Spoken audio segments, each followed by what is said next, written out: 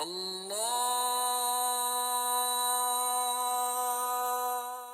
Akbar. My name is Sedika Mojadid, and I am a freelance producer and documentary filmmaker. And I worked on a project with my co-producer, Meva Bambach, that we pitched to Guardian Multimedia in 2015 of last year. Very painfully. The story was produced very, very painfully.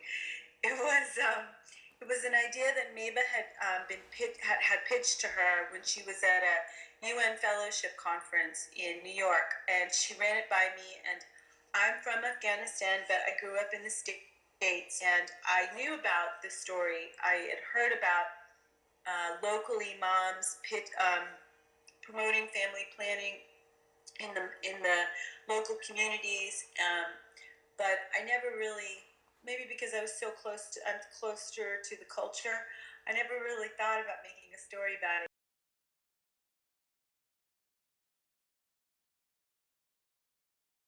But Meva, who is French and who was my housemate when we were living in Kabul together, she brought it up, and I thought, well, this could be a good idea.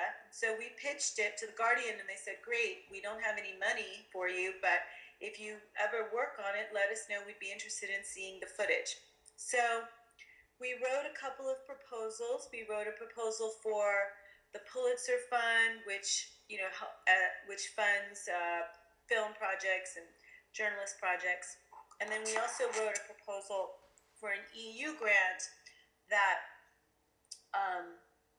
gave money also for stories. So we pitched the story, and then we never thought we would get any money for it or anything. We just said, okay, we've done this, we've written a proposal, we put a budget together, and we completely forgot about it. And then about 5 months later, we found out that we had been awarded one of the EU grants. So we started working on the project in October of 2015, and it took us about 6 months to finish. Wow. And it was enormously challenging material to get. We went to Mazar Sharif, which is the city where both of the imams live. The woman Najiba lives in Mazar, but the male imam Muslim lives about 30 kilometers outside of Mazar Sharif. And it took us probably about 2 months to get all of the material because of security issues.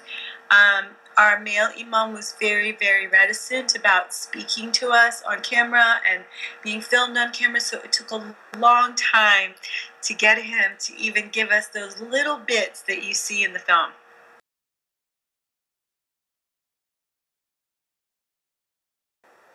Well, it was pitched to Meva because she was at a conference at the UN in New York, and someone who worked for Marie Stopes International, which is the NGO that we worked with in the story, that she had, during the conference, the woman who was working for Marie Stopes said, oh, we have this program where we train religious leaders to, we educate them what Islam says about family planning, and also, general reproduction, and reach local communities. So that story was pitched to Meva at that conference.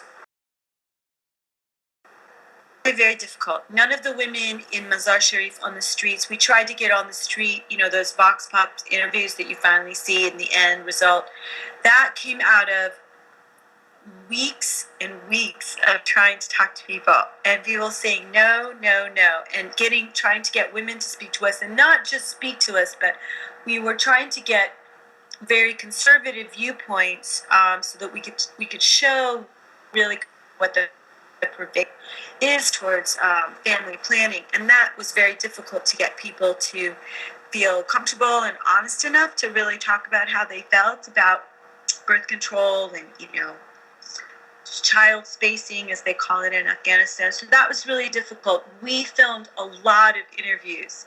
We filmed tons and tons of interviews. The women in the hospitals, like the patients and things like that, it was very tenuous. We had to kind of really push our way in there in the Mazar hospital. The footage that you see of the women in labor kind of walking in the halls, that was all from the public hospital there, and that was very difficult. People were very hostile to us. Patients were very hostile. Families were very hostile, and rightly so. I mean, nobody wants to have somebody come into their hospital. No women. I mean, that's in any country, really. They didn't do anything. We basically sent them a cut, and we got passed over from one editor to another. They did, and there is a written article that goes along with it. It's a hard news article. We had written more of a feature style article, but then eventually when we